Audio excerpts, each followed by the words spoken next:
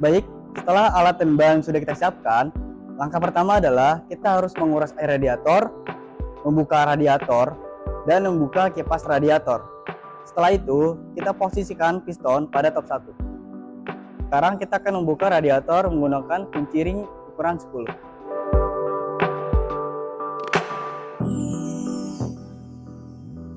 Setelah baut radiator terbuka semua, selanjutnya kita akan membuka selang-selang radiator.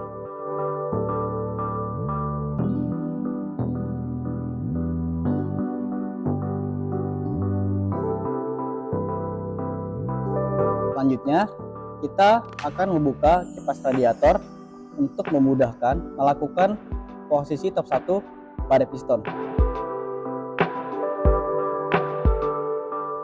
Selanjutnya, kita akan memposisikan piston pada top 1 dengan cara menyamakan colokan pada puli dengan tanda 0 pada cover timing chain. Setelah kita menyamakan colokan pada puli dengan tanda 0 pada cover timing chain, kita akan melihat posisi distributor. Apakah sudah dalam posisi top 1 atau belum. Dapat dilihat posisi rotor sudah mengarah pada kabel busi nomor 1. Hal tersebut menandakan bahwa posisi piston sudah berada di top 1. Selanjutnya kita akan membuka cover cylinder head. Selanjutnya kita akan melihat pada klep. Jika piston sudah berada pada posisi top 1, maka klep X pada silinder 1 dapat di-setel dan klep in pada silinder 1 juga dapat di-setel. Selanjutnya, piston pada silinder 2 pada katup in juga dapat di-setel dan piston silinder 3 pada katup X dapat di-setel. Selanjutnya, kita akan menguras oli.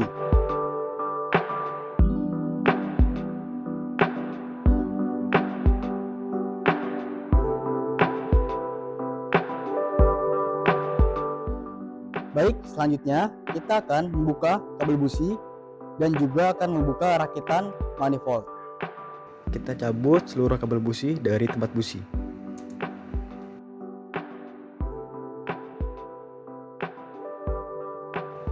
Lalu kita kendurkan seluruh baut manifold. Setelah itu kita angkat manifold. Selanjutnya kita akan mengendorkan baut alternator untuk membuka belt.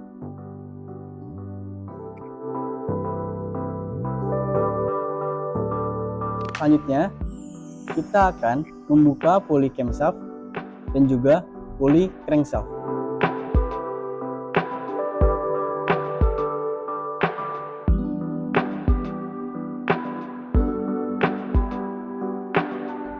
Selanjutnya, kita akan membuka puli crankshaft menggunakan tracker.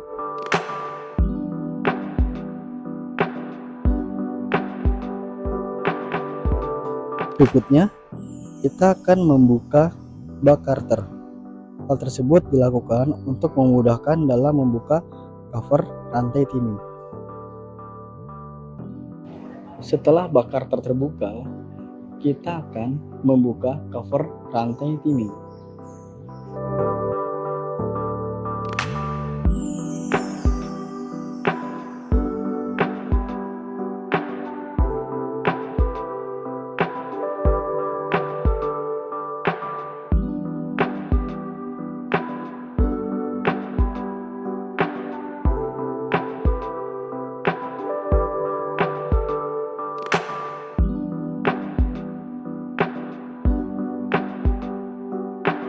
Selanjutnya, kita akan melakukan pemeriksaan pada komponen rantai timing. Pertama, kita akan mengukur kekendoran rantai timing menggunakan timbangan gantung dan juga sigmat.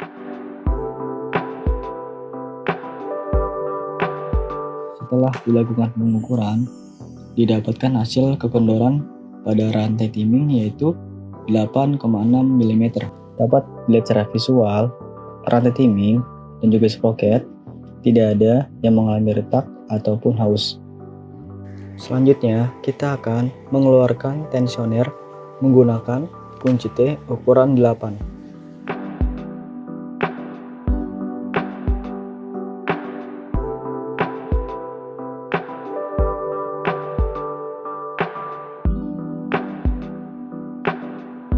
Setelah kita mengeluarkan tensioner, selanjutnya kita akan mengeluarkan rantai timing.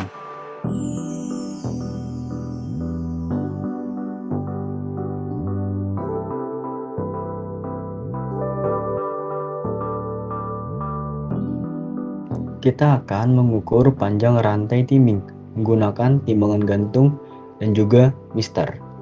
Limit panjang pada gaya 5 kg adalah 272,7 mm. Setelah dilakukan pengukuran, didapatkan hasil panjang rantai timing adalah 265 mm. Selanjutnya, kita akan mengeluarkan sprocket crankshaft.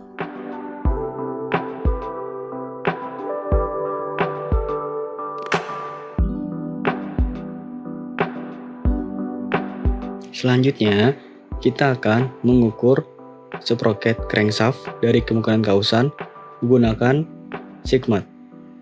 Setelah dilakukan pengukuran, didapatkan hasil 61,9 mm dengan limit kausan yaitu 59,4 mm. Dengan demikian, dapat disimpulkan bahwa sprocket crankshaft masih dalam keadaan bagus. Selanjutnya, kita akan mengukur diameter sprocket crankshaft dari kemungkinan kausan menggunakan jangka sorong atau sigmat. Setelah dilakukan pengukuran, didapatkan hasil 111,7 mm dengan limit kausan yaitu 113,8 mm. Dengan demikian, sprocket crankshaft tidak mengalami kausan.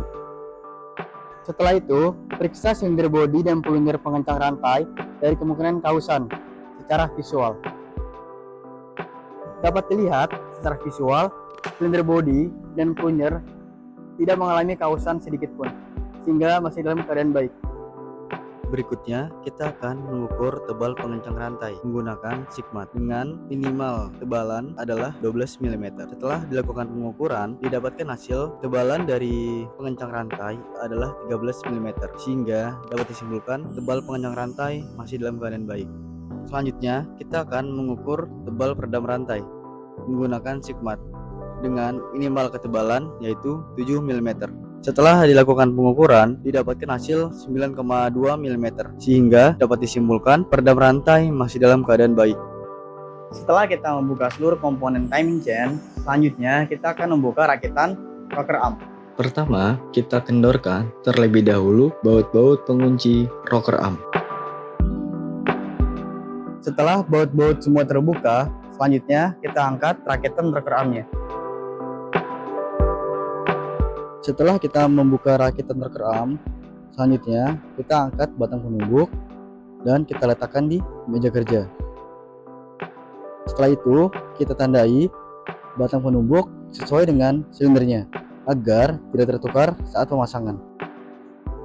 Berikutnya, kita kendorkan baut-baut kepala silinder secara berurutan dengan cara dari baut luar ke baut dalam secara menyilang.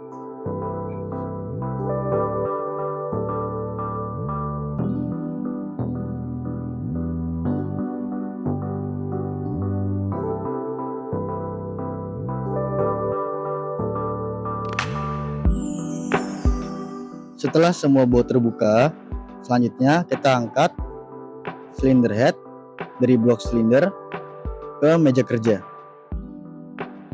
Selanjutnya kita akan membuka per katup menggunakan alat valve spring kompresor.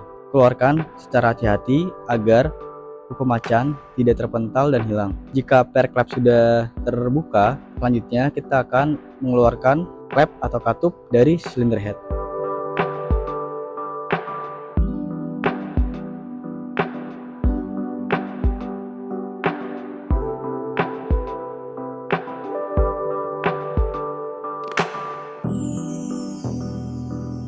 Selanjutnya, kita urutkan katup in dan X agar tidak tertukar saat pemasangan.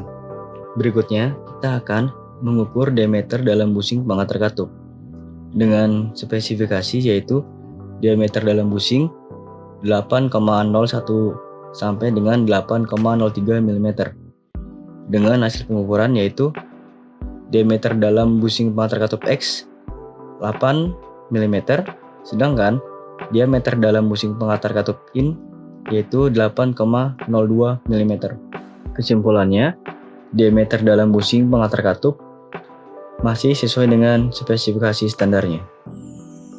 Berikutnya, kita akan mengukur diameter luar batang katup menggunakan mikrometer dengan spesifikasi yaitu katup in 7,96 sampai dengan 7,98 mm, katup X yaitu 7,96 sampai dengan 7,97 mm, dan didapatkan hasil pengukuran yaitu diameter luar batang katup in sebesar 7,9 mm dan diameter luar batang katup X sebesar 7,9 mm. Dengan demikian, diameter luar batang katup in dan X masih dalam keadaan baik.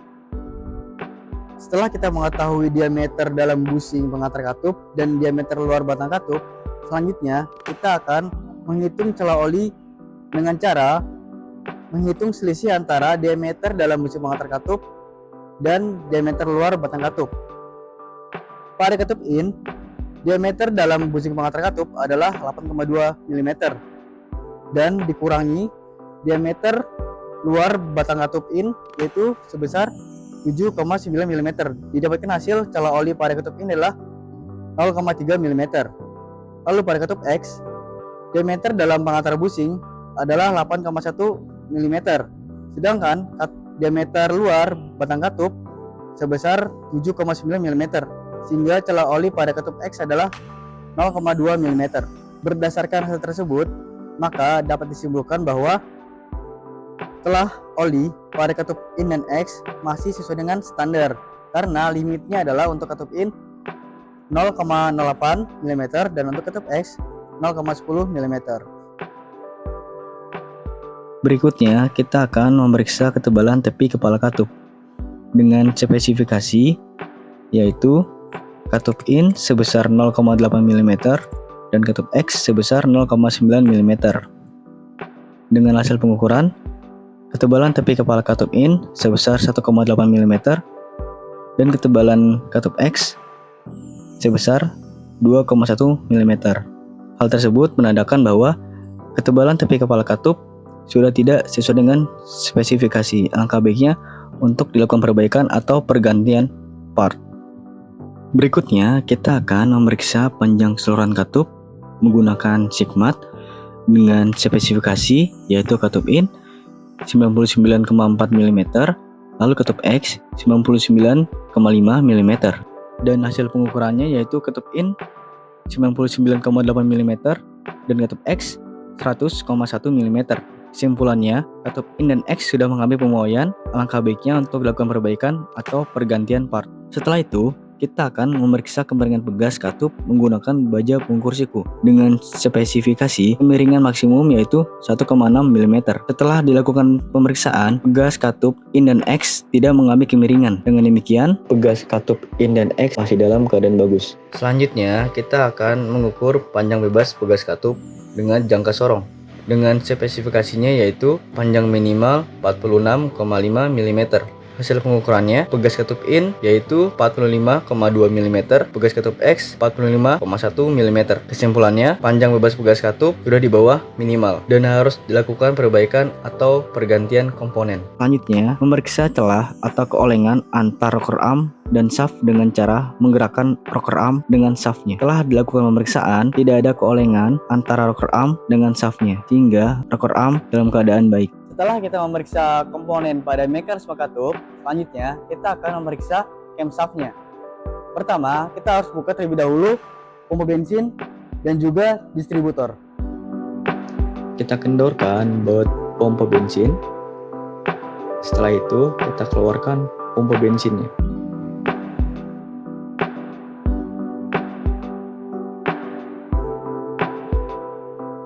Berikutnya, kita kendorkan baut distributor dan kita angkat distributor secara hati-hati. Setelah kita mengeluarkan pompa bensin dan juga mengeluarkan distributor, selanjutnya kita akan mengeluarkan camshaftnya. Keluarkan camshaft secara hati-hati.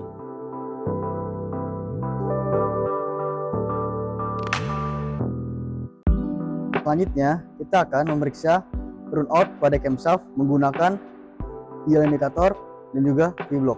Langkah pertama adalah mengkalibrasi terlebih dahulu dial gauge indikator dengan mengarahkan jarum sampai pada posisi angka 0. Setelah itu, kita putar camshaft secara perlahan. Didapatkan hasil pemeriksaan yaitu 0,01 mm dan limit runout force cam adalah 0,03 mm, sehingga dapat disimpulkan poros cam masih dalam keadaan baik. Selanjutnya, kita akan mengukur tinggi cam loop menggunakan micrometer. Kita mengukur harus sesuai dengan urutan pada piston. Piston 1, piston 2, piston 3, piston 4. Katup X piston 1, katup in piston 1. Katup in piston 2, katup X piston 2. Katup X piston 3, katup in piston 3. Katup in piston 4, katup X piston 4. Katup X pada silinder 1 yaitu 36,22 mm.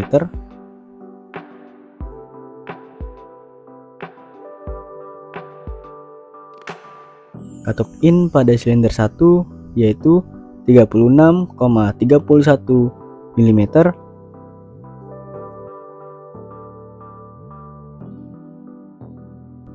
Katup in pada silinder 2 yaitu 36,38 mm. Katup X pada silinder 2 yaitu 36,33 mm.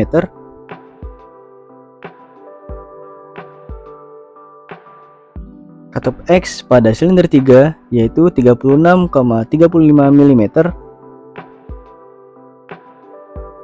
Katup in pada silinder 3 yaitu 36,41 mm. Katup in pada silinder 4 yaitu 36,45 mm.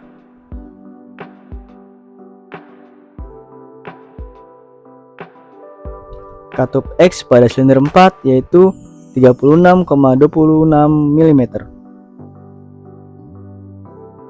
Demikian pengukuran tinggi pada cam loop. Standar tinggi cam loop pada katup in yaitu 36,17 mm dan standar pada katup X yaitu 36,07 mm.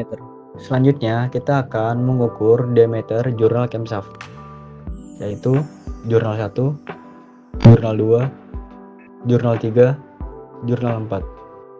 Jurnal 1 43,23 mm.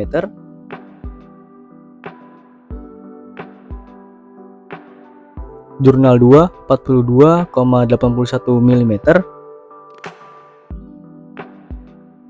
Jurnal 3 42,53 mm.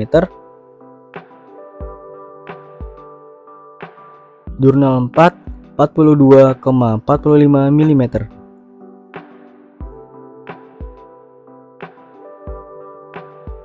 Demikian pengukuran diameter jurnal poros camshaft dengan standar spesifikasi sebagai berikut. Berikutnya kita akan mengukur kerataan pada silinder head. Kita mengukur di dua sisi, yaitu sisi yang menghadap ke ruang bakar dan sisi yang menghadap ke intake manifold. Kita menggunakan dua cara. Cara yang pertama adalah menggunakan meja perata. Lalu yang kedua menggunakan misra baja. Kita akan memeriksa kerataan silinder head menggunakan filler gauge ukuran 0,05 untuk bagian yang menghadap sisi ruang bakar dan 0,01 untuk bagian yang menghadap ke sisi manifold. Letakkan silinder head di atas meja perata, lalu kita ukur menggunakan filler gauge.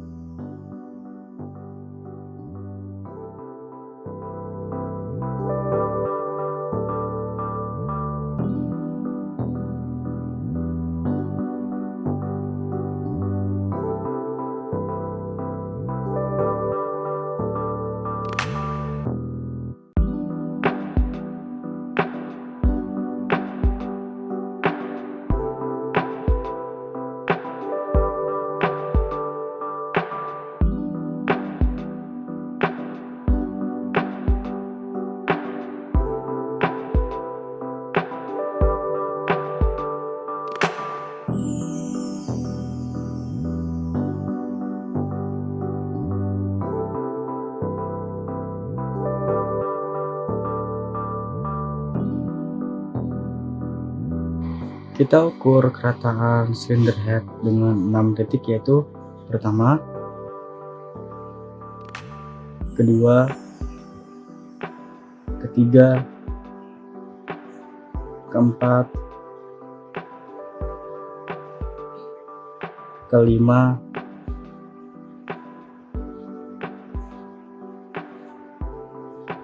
keenam.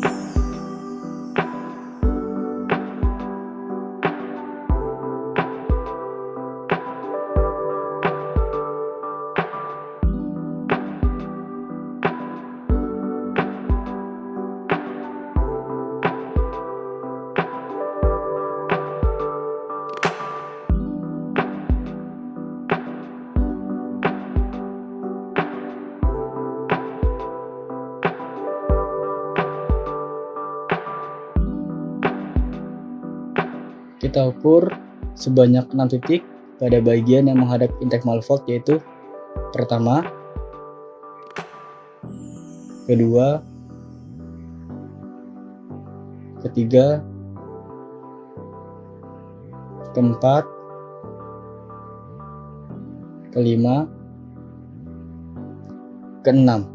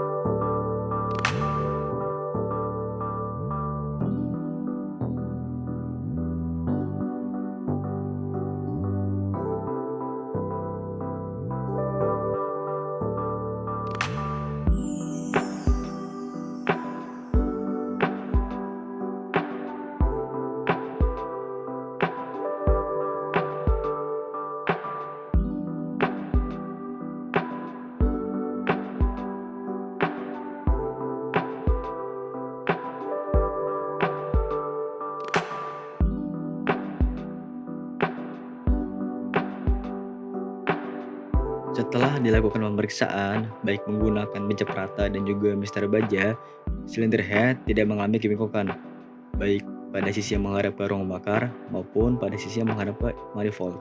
Spesifikasi limit kebengkokan pada sisi yang menghadap ke ruang bakar yaitu 0,05 mm, sedangkan sisi yang menghadap ke manifold adalah 0,01 mm. Setelah kita melakukan proses pemeriksaan, selanjutnya kita akan melakukan proses pemasangan. Dimulai dari pemasangan komponen mekanisme katup, lalu pemasangan camshaft, dan pemasangan silinder head. Pertama, kita pasang terlebih dahulu valve spring pada silinder head. Lalu kita kencangkan menggunakan valve spring kompresor. Setelah itu, kita masukkan kuku macan ke dalam valve spring dan kendorkan valve spring kompresor secara hati-hati. Selanjutnya, kita masukkan camshaft dengan cara diputar agar cam loop dalam posisi yang tepat.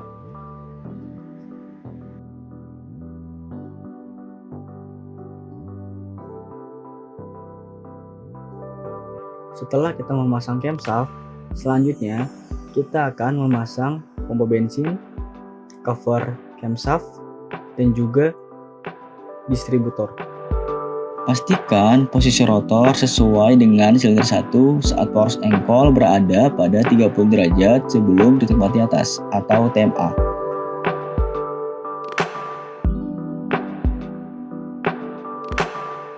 Kita lanjutkan dengan pemasangan silinder head. Kita letakkan silinder head di atas silinder blok. Kita kencangkan baut silinder head dengan cara menyelang, yaitu dari baut dalam ke baut luar. Jangan lupa kita kencangkan baut-baut kepala silinder menggunakan kunci momen dengan ukuran 5,4 sampai 6,6 kg/meter.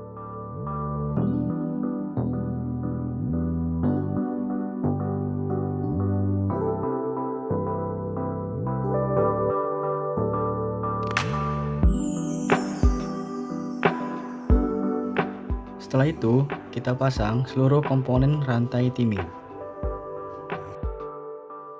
Setelah rantai timing dan juga sprocket terpasang, selanjutnya kita pasang juga pengencang rantai.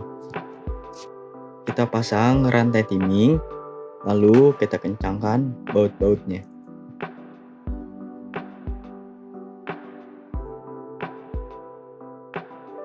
Setelah itu, kita pasang cover rantai timing, lalu juga kita pasang fan belt. Setelah itu kita pasang kipas radiator. Setelah itu kita pasang puli.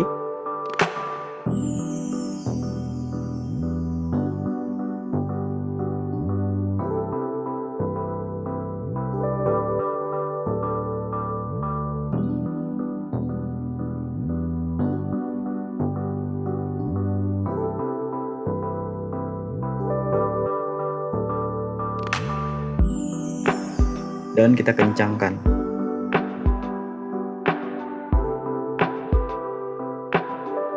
Berikutnya kita pasang belt.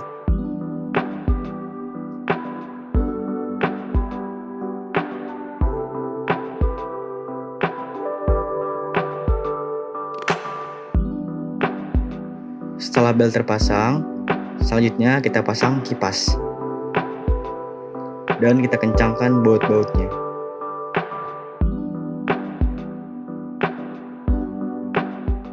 Tak lupa juga kita kencangkan baut alternator.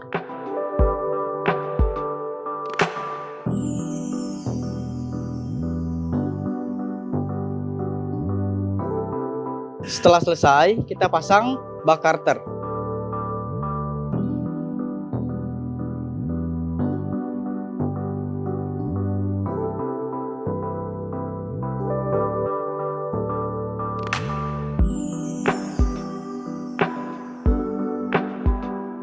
Selanjutnya, kita akan melakukan penyentalan katup. Kita mulai dari posisi top 1 terlebih dahulu. Kita samakan coakan pada pulley crankshaft dengan tanda 0 derajat pada cover timing chain. Lalu kita setel katupnya. Katup yang bisa di-setel pada posisi top 1 adalah katup buang dan hisap pada silinder 1, katup hisap pada silinder 2, dan katup buang pada silinder 3.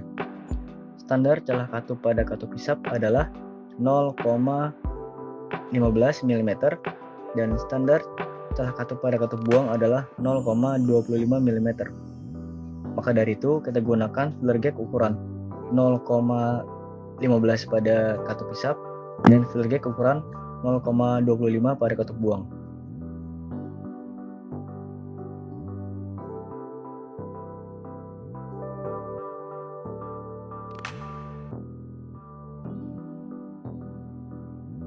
Setelah kita melakukan setel katup pada posisi top 1, selanjutnya kita akan melakukan setel katup pada posisi top 4. Kita putar puli crankshaft sebanyak 360 derajat dan kita samakan titik coakan pada puli crankshaft dengan 0 derajat pada cover tim jan. Lalu kita setel celah katup pada posisi top 4. Katup yang bisa kita setel adalah katup buang dan katup hisap pada silinder 4, katup hisap pada silinder 3, dan katup buang pada silinder 2.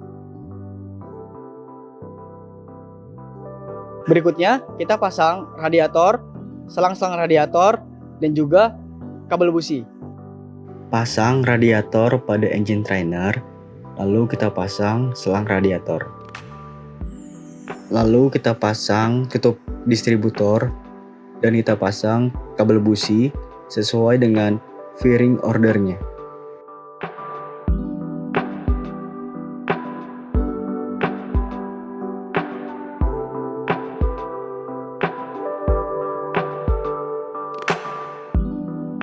Terakhir, kita tutup menggunakan cover cylinder head. Tak lupa juga kita tuangkan oli ke dalam saluran oli. Dengan demikian, kita sudah menyelesaikan overhaul cylinder head.